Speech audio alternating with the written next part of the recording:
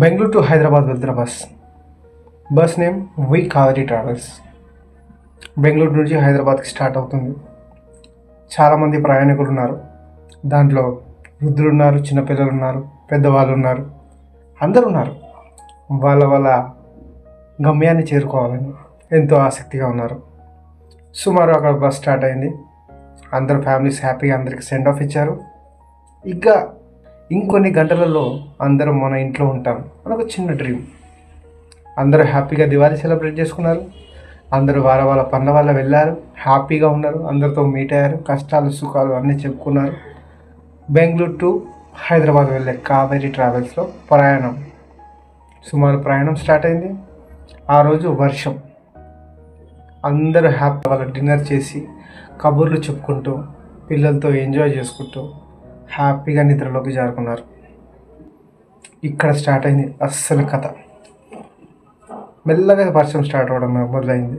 దాని తర్వాత కర్నూలు హైవేలో శివశంకర్ ఎర్రిస్వామి అనే ఇద్దరు వ్యక్తుల వల్ల ఈ యాక్సిడెంట్ సుమారు ఎంతోమంది ప్రాణాలను బలి తీసుకుంటుందని వాళ్ళకు తెలీదు, బస్సులో ప్రయాణిస్తున్న వీళ్ళకు తెలీదు నిజంగా. సో అక్కడ కర్నూలులో స్టార్ట్ అవుతున్న వాళ్ళు శివశంకర్ అండ్ ఎర్రిస్వామి వీళ్ళిద్దరూ పెట్రోల్ బంక్ కాడికి వెళ్ళారు. పెట్రోల్ బంక్ కన్నా ముందు వాళ్ళ సీసీటీవీ ఫోటేజ్లో చూస్తే తాగి ఉన్నారు ఇద్దరు. మళ్ళీ వాళ్ళు ఏ ప్రయాణం మీద వెళ్తున్నారో, ఏ దానికోసం వెళ్తున్నారో మనకైతే తెలియదు. పెట్రోల్ బంక్లోకి వెళ్ళిన తర్వాత వాళ్ళ విజువల్స్ చూస్తే అక్కడ స్టంట్స్ వేస్తున్నాడు. అక్కడ పెట్రోల్ బంక్ దగ్గర స్టంట్స్ వేస్తున్నాడు, పెట్రోల్ కొట్టించుకున్న తర్వాత పెట్రోల్ బంక్ దగ్గర ఉన్న సీసీటీవీ ఫోటేజ్ అయితే ఉందో సుమారు 2 గంటల 39 నిమిషాలకు అదే పెట్రోల్ బంక్ నుంచి ఇది వెళ్ళడం జరిగింది.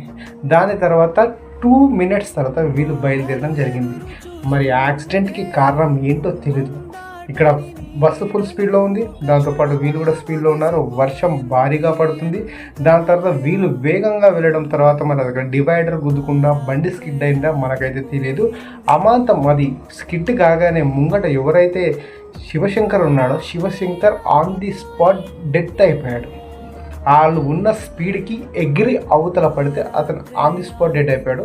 దాని తర్వాత ఎవరైతే ఎర్రిస్వామి ఉన్నాడో ఎర్రిస్వామి కూడా స్కిడ్ అయి పడిన తర్వాత చెట్లు అవి ఉండడం వల్ల ఈ అబ్బాయి బ్రతకడం జరిగింది.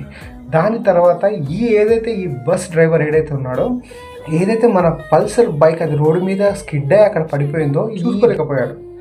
బస్సు మినిమం చాలా స్పీడ్లో ఉంది. ఆ స్పీడ్లో ఉండేసరికి బస్సు ఎక్కడం జరిగింది. ఆ నుంచి సుమారు 100 నుంచి 200 మీటర్ల వరకు వేగంగా వెళ్ళిందనమాట. ఆ వెళ్ళిన స్పీడ్లో ఆ పెట్రోల్ ట్యాంక్ ఏదైతే వీళ్ళు ప్రీవియస్ పెట్రోల్